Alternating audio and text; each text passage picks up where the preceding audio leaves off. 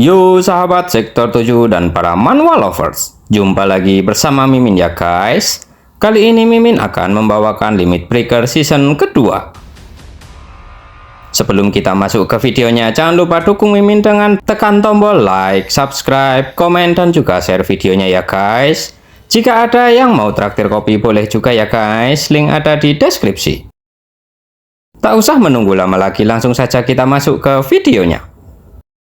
Pada video kali ini diceritakan bahwa setelah sebelumnya diinfokan bahwa dungeon level tinggi telah muncul dan para player dilarang untuk memasukinya, terlihat bahwa para player yang ada di depan gate masuk pun terlihat mempertanyakan keadaan itu sembari melihat pesan yang masuk di handphonenya. Kemudian ketua tim pengendali dungeon pun mengamankan situasi dengan menyuruh para player mengikuti peraturan serta menjauh dari gate itu. Namun para player pun belum mau mengikuti perintah itu dan ingin tetap memasuki dungeon itu. Ketua tim pengendali pun mengatakan bahwa jika mereka masuk ke dalam dungeon sekarang, mereka semua pasti akan mati. Ditambah lagi, saat ini semua dungeon di seluruh negeri sedang dalam status tidak boleh dimasuki. Red Party akan dilakukan oleh pemerintah dan guild. Maka dari itu, para player harus pulang dan mengikuti aturannya. Dijelaskan bahwa Red Party merupakan sebuah penyerbuan yang dilakukan untuk kelangsungan hidup negara, bukan merupakan penyerbuan yang hanya dilakukan untuk keuntungan dan kehormatan guild semata. Kemudian para player pun menduga bahwa mimpi buruk akan perang besar yang telah berlalu akan terjadi lagi. Sedangkan di sisi lain terlihat Kipong sambil berbisik bertanya kepada Sisu apakah dia yang melakukan hal itu untuk membuat Bongsun tak bisa masuk ke dalam dungeon. Sisu pun menanggapi dengan mengatakan bahwa itu semua bukan ulahnya, karena dirinya sangat senang dengan menjadi player bersama Kipong dan juga Bongsun. Kipong pun lalu kembali menanyakan jika seperti itu apa yang sebenarnya telah terjadi. Dan apakah dungeon pernah lepas kendali seperti ini? Menanggapi hal itu, Sisu pun menjelaskan bahwa semua ini terjadi di luar kendalinya dan terlihat kesal karena kejadian ini tak sesuai dengan harapannya hingga membuat mereka tak bisa memasuki dungeon secara bersama-sama lagi. Jika mereka membuat sebuah Red Party, mungkin akan sulit bagi mereka untuk menjadi satu party karena adanya perbedaan kemampuan di antara mereka. Mendengar hal itu, Steve pun terlihat panik dan mengatakan kepada Bongsun agar mereka bisa mencoba ikut raid itu secara bersama-sama. Karena Red Party ini akan dibentuk setelah mengikuti tes level terlebih dahulu. Bongsun pun terlihat kesal mendengar ide dari Steve itu dan memprotesnya. Namun Steve beralasan bahwa lebih baik mereka melakukan raid itu secara bersama-sama. Kemudian Sisu pun memeluk tangan Bongsun dengan berujar bahwa ide Steve boleh juga. Pasti akan seru jika melakukannya secara bersama-sama. Bongsun pun berpikir kembali dan merasa bahwa jika melakukan tes bersama dengan mereka, dirinya pasti akan bisa bergabung dalam Red Party secara alami. Lalu mengatakan bahwa mereka bisa mencoba tesnya bersama dan akan bertemu lagi di pusat tes. Sisu pun menyetujui hal itu dan Bongsun bersama dengan Steve pun meninggalkan mereka berdua. Sedangkan Kipong memiliki ide untuk memeriksa ke dalam dungeon dahulu sekali lagi sebelum kembali serta menyampaikannya kepada Sisu. Sisu yang mendengar hal itu pun menyetujuinya karena dirinya juga merasa penasaran dengan apa yang sebenarnya sedang terjadi. Dan setelah itu Kipong melepas topengnya sembari berjalan menuju ke depan pintu gate dungeon. Namun mereka dihentikan oleh tim pengendali dungeon. Kipong pun berujar sudah lama juga tak bertemu kepada mereka. Akan tetapi mereka terlihat bingung karena tak mengenali Kipong karena ingatannya telah dihapus. Lalu Kipong memuji kapten tim pengendali yang saat ini sudah semakin kuat saja dan setelah itu memasuki dungeon bersama dengan Sisu. Namun mereka tetap dihentikan oleh tim pengendali itu. Dan dengan wajah imutnya Sisu membuat mereka tak mengingat jika ada yang masuk ke dalam dungeon itu menggunakan kekuatannya. Kapten tim pengendali pun terlihat meneteskan air mata tepat setelah Kipong memasuki dungeon itu serta tak mengerti mengapa hal itu bisa terjadi kepadanya. Lalu berpindah ke dalam dungeon. Terlihat bahwa Kipong dan Sisu merasa memang ada yang aneh dengan dungeon itu. Serta merasa bahwa dungeon itu berada di luar kendalinya dan terasa lumayan kuat. Kemudian Kipong menyuruh Sisu untuk berpegangan kepadanya lalu melompat ke udara dan disambut oleh beberapa monster boss di udara. Lalu Kipong pun bertanya bahwa itu semua berarti di ujung para bos monster ini pasti ada bos dari semua bos ini. Sisu pun mengatakan jika sepertinya begitu dan Kipong pun meminta agar Sisu mengantarkannya ke tempat bos dari semua bos ini. Bersamaan dengan hal itu, monster yang ada di depan Kipong pun dalam sekejap binasa setelah dilewati oleh Kipong. Sedangkan Sisu sedang mengidentifikasi denah yang dibutuhkan olehnya. Tak lama setelah identifikasi itu selesai, Sisu pun berujar bahwa dirinya akan membawa Kipong ke lokasi tempat bos dari semua bos ini. Namun di tengah jalan saat mereka sedang terbang bersama ke tempat bos itu, mereka tiba-tiba dihadang oleh seekor monster yang langsung menelan Kipong dan Sisu. Akan tetapi itu bukanlah halangan berarti bagi Kipong. Dengan kecepatan terbang dan pukulannya, Kipong pun berhasil mengalahkan monster itu. Kemudian Sisu pun menginfokan bahwa mereka saat ini sudah berada di tempat bos itu berada. Terlihat di sana ada seperti telur yang menggeliat di atas tanah. Kipong pun bertanya apakah itu bos monsternya. Sisu pun membenarkan hal itu dan mereka berdua pun mendarat di atas tanah. Setelah berada di atas tanah, Kipong pun bertanya berapa level monster itu. Namun Sisu tak bisa mengidentifikasinya sama sekali. Dan bersamaan dengan hal itu, keluarlah sosok monster dari dalam telur itu.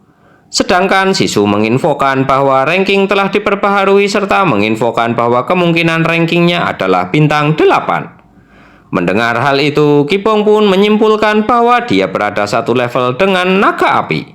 Namun, Sisu menyangkal hal itu karena naga api berada di level yang berbeda. Kemudian, Kipong pun mengatakan bahwa jika kondisinya seperti itu, maka lebih baik dirinya memastikan seberapa jauh perbedaan levelnya itu sekarang. Akan tetapi setelah selesai mengatakan hal itu, tiba-tiba monster itu pun berteriak ke arah Kipong dan langsung melesat menyerangnya. Kipong pun memuji monster itu yang sepertinya cukup cepat. Sedangkan monster itu berbicara kepada Kipong bahwa dirinya akan membunuh Kipong. Mendengar hal itu, Kipong pun terkejut karena monster itu bisa berbicara. Lalu Sisu pun mengatakan bahwa itu sungguh kejadian yang mengagumkan. Ditambah lagi, monster itu tidak ada di dalam database miliknya. Setelah itu, Kipong pun berujar bahwa karena dirinya sudah memastikannya, maka saat ini dirinya hanya tinggal menghabisinya saja. Lalu mengaktifkan skill penguatan tubuh untuk menghabisinya. Namun bersamaan dengan pengaktifan skill itu, monster itu pun langsung menjauh karena merasa ketakutan. Kipong yang melihat hal itu pun berujar bahwa ternyata monster itu bisa merasa takut juga. Kemudian sembari melompat ke arah Kipong, monster itu pun berteriak mengatakan bahwa dirinya akan segera menghabisi Kipong. Akan tetapi Kipong dengan santainya memegang kaki monster itu dan membantingnya di atas tanah hingga membuat tanah di sekitarnya pun hancur berkeping-keping. Kipong pun merasa jika pertarungan itu sudah selesai. Namun Sisu memperingatkan Kipong bahwa semua itu belum selesai karena monster itu memiliki kekuatan untuk bisa bereaksi kepada kehidupan. Dan setelah itu monster itu merangkak menjauh dari Kipong. Kemudian Sisu juga menjelaskan kepada Kipong bahwa monster itu masih dalam tahap perkembangan. Jika saja dia lebih kuat, rankingnya pasti harus diperbaiki juga. Kemudian Kipong pun memutuskan untuk menghabisinya sebelum hal itu terjadi dan mendekat di depan monster itu. Sedangkan monster itu kembali berujar kepada Kipong bahwa ayahnya dan saudara-saudaranya pasti akan membunuh Kipong. Dengan muka yang serius, Kipong pun memukul monster itu sembari berkata, "Cobalah kalau kau memang bisa." Kemudian berpindah di sebuah hutan tempat pertemuan pemilik menara sihir dan 3 orang pemimpin guild besar. Terlihat di sana pertarungan antara Terim dan Yubin terjadi sangat sengit. Lalu Master Guild Naga Biru pun terlihat kesal serta berujar kepada pemilik menara sihir agar dia melepaskan dirinya jika tak ingin melihatnya marah. Dengan santainya, pemilik menara sihir pun berujar bahwa dirinya tak mempercayai Master Guild Naga Biru itu yang membuat Master Guild pun tambah kesal lagi. Tak hanya itu, Yubin juga berujar kepada Terim bahwa dirinya tak bisa mempercayainya. Maka dari itu dirinya meminta agar Terim menjawab saja pertanyaan dari pemilik menara sihir itu. Akan tetapi jawaban Terim pun masih sama, yaitu dirinya merupakan anjing pemerintah, bukan anjing pemilik menara sihir. Jadi tak ada kewajiban untuk menjawab pertanyaan itu. Dan adu pedang pun kembali dilanjutkan di antara mereka berdua. Lalu setelah itu memuji bahwa kemampuan Yubin ternyata sudah berkembang. Sedangkan Yupin menanggapinya dengan berujar bahwa itu karena dirinya tak hanya bermain-main saja selama ini. Kemudian Master Guild Naga Biru pun berpendapat bahwa kemungkinan situasi di mana mereka berkelahi saat ini adalah situasi yang diinginkannya. Setelah itu, pemilik menara sihir pun akhirnya angkat bicara dengan berujar bahwa entitas tak dikenal telah dikontak oleh Snaker. Pemilik menara sihir menilai bahwa entitas itu akan segera menyerang umat manusia melalui dungeon. Dan Snaker bermaksud untuk memanfaatkan entitas itu untuk mencapai sesuatu. Bersamaan dengan hal itu, pemilik menara sihir pun membuka ponselnya dan membaca pesan yang mengatakan bahwa saat ini sedang terjadi kode black serta mengatakan bahwa ternyata sudah dimulai. Kemudian berpindah di tempat untuk memeriksa ulang ranking para player. Terlihat di sana Steve dan Bongsun merasa kagum dengan besarnya kantor pusat yang dimiliki oleh Korea. Tak hanya itu, orang-orang yang ada di sana pun juga terlihat heboh dengan kedatangan penyihir berdarah dingin yang bernama Kim Yoo-hyun, yang juga merupakan seorang pendekar pedang ajaib yang menduduki ranking resmi ke-55 selama Perang Besar. Dan setelah itu disusul dengan kedatangan Yui yang datang bersama dengan Akho sembari melakukan siaran langsung di channelnya. Yui menginfokan kepada para penggemarnya bahwa hari ini merupakan hari yang ditunggu-tunggu, yaitu hari pengujian ulang ranking miliknya. Kemudian menjelaskan bahwa pengujian ulang ranking ini adalah yang pertama setelah Perang Besar terjadi, dan merasa sedikit bimbang dengan tiba-tiba ada ingatan yang samar muncul di kepalanya. Namun menghiraukan hal itu karena disadarkan oleh Akho, lalu melanjutkan bahwa ada alasan dirinya datang ke tempat ini. Namun belum selesai menjelaskan hal itu, Yui pun melihat keberadaan Yoo-hyun dan menginfokan juga bahwa mereka dulu pernah dekat. Lalu Yoo-hyun menyapa Yui dengan mengatakan bagaimana kabar Yui serta ternyata Yui masih saja penuh dengan semangat seperti biasanya. Dan menanyakan apakah Akho adalah pacar Yui. Mendengar hal itu, Akho pun memperkenalkan dirinya yang bernama Akho yang merupakan manajer dari Yui dan juga... Belum selesai ucapannya itu, mulut Akho pun langsung ditutup oleh Yui. Serta dengan sedikit gugup, Yui mengatakan bahwa dia adalah manajernya dan tak lebih dari itu. Kemudian dengan keringat dingin bercucuran meminta agar para penggemarnya tenang tak salah paham dengan kejadian itu. Lalu Yoo-hyun pun mendekat ke arah Yui dan menanyakan apakah dia sedang siaran langsung saat ini. Yui pun mengiyakannya sembari mengatakan bahwa banyak orang yang sedang menonton siaran langsungnya. Dengan polosnya, Yoo-hyun pun melihat ke belakang ponsel itu untuk mencari tahu di mana orang-orang itu, namun tak bisa menemukannya. Lalu Yui mengatakan bahwa orang-orang itu semua ada di rumah. Yoo-hyun pun mengerti dengan penjelasan Yui itu, lalu berkata semoga pengujian ulang ranking Yui bisa berjalan lancar agar mereka berdua bisa bertemu lagi di raid yang sama, dan setelah itu pergi meninggalkan Yui. Kemudian Yui pun mengatakan bahwa itulah yang dirinya harapkan. Lalu mengatakan kepada para penggemarnya bahwa seharusnya mereka sudah melihatnya jika Yoo-hyun ingin bertemu dengan dirinya di raid nanti. Dan setelah itu waktu ujian ulang pun tiba.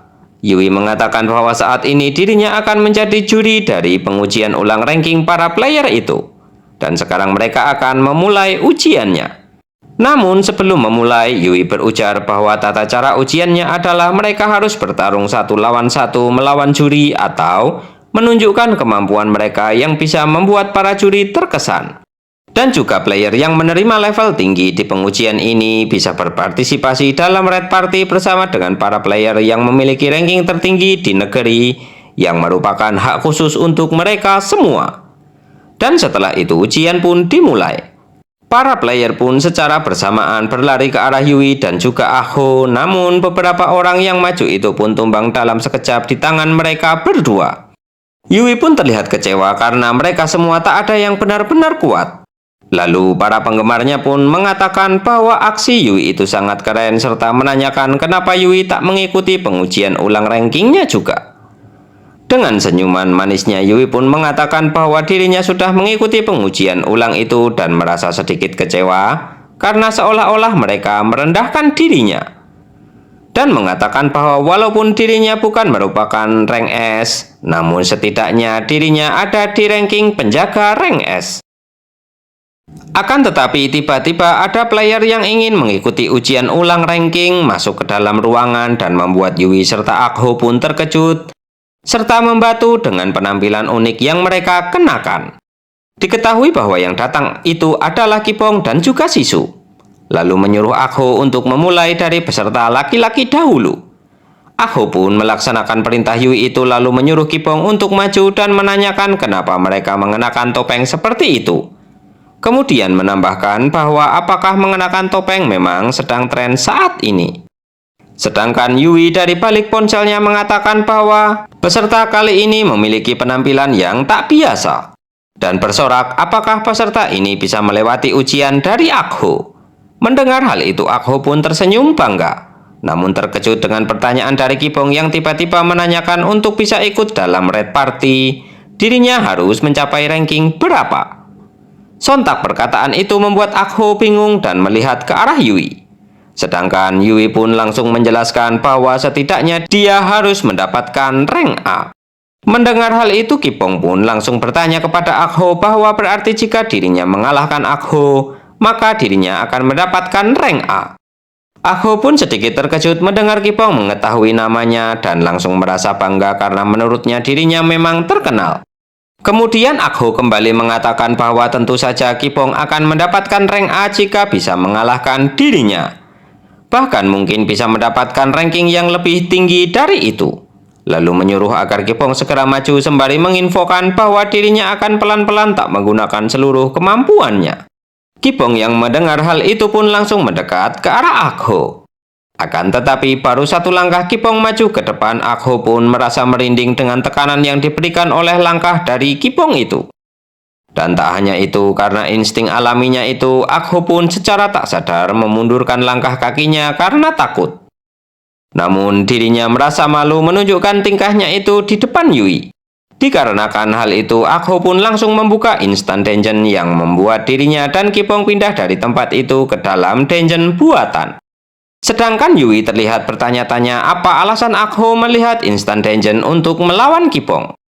Namun Sisu malah menyela perkataan Yui dengan berujar bahwa apakah Akho tak boleh membuka dungeon itu.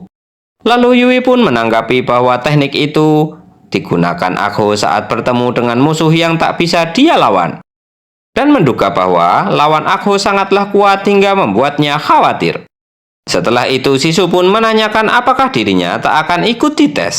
Dengan sedikit terkejut, Yui pun membalas bahwa benar juga dirinya harus mengetes Sisu juga. Lalu menanyakan apa kelas yang dimiliki oleh Sisu. Sisu pun dengan ciri khasnya mengatakan kelas Departemen Militer. Kemudian mengatakan jika dirinya akan menggunakan sihir. Mendengar hal itu, Yui pun berujar untuk menyerangnya dengan seluruh kemampuannya sekarang juga. Akan tetapi Sisu sedikit khawatir dan bertanya apakah Yui akan baik-baik saja jika dirinya menyerang dengan sekuat tenaga. Yui pun membalas dengan mengatakan bahwa walaupun dirinya terlihat seperti ini, namun dirinya cukup kuat. Sisu pun lega dan berkata bahwa dirinya akan segera melakukannya. Sedangkan Yui dalam hatinya merasa aneh apakah Sisu benar-benar seorang penyihir karena tak menggunakan artefak sama sekali. Diketahui artefak merupakan benda yang digunakan oleh para penyihir untuk menggunakan sihir yang biasanya berupa tongkat sihir.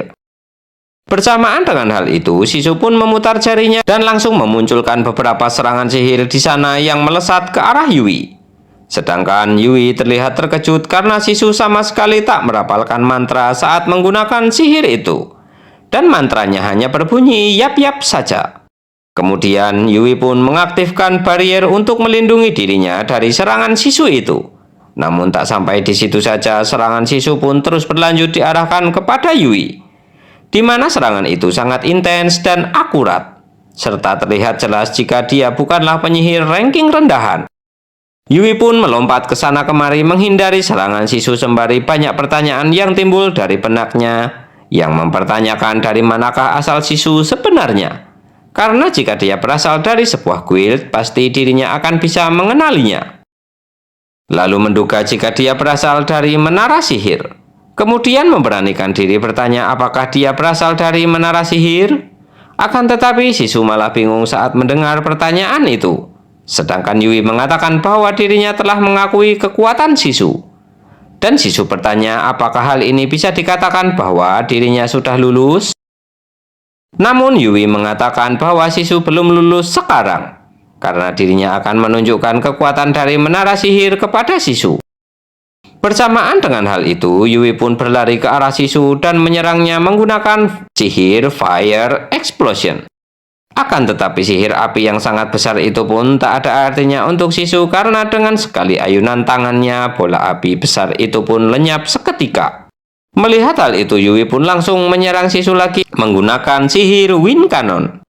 Sontak hal itu membuat sebuah pusaran angin berlapiskan api hingga mengenai Sisu.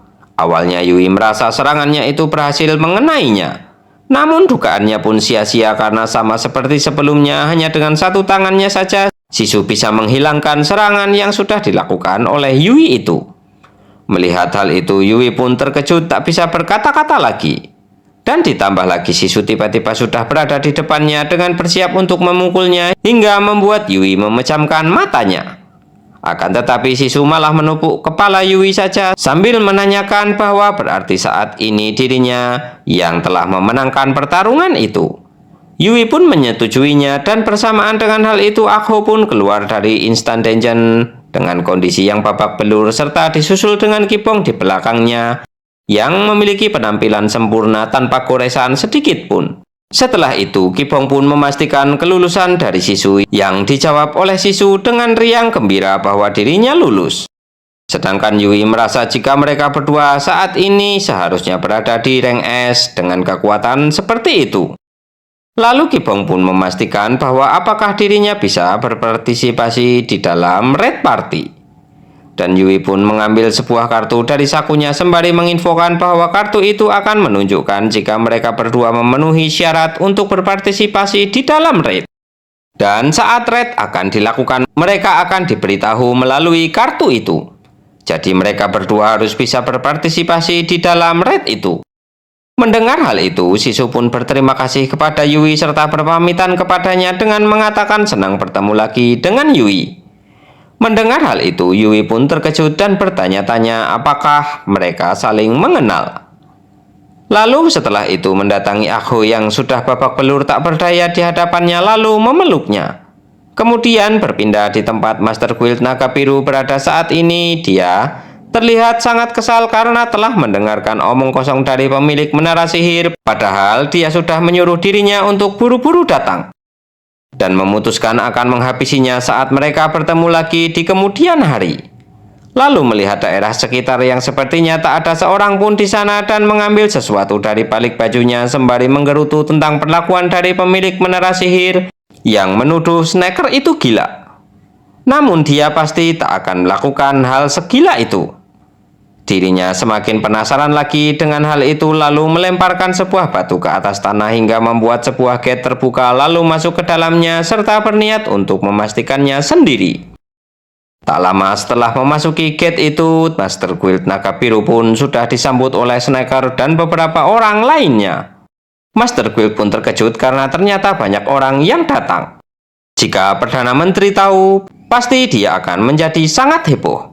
Snaker pun menanggapinya dengan berujar bahwa saat ini sedang terjadi masalah yang besar.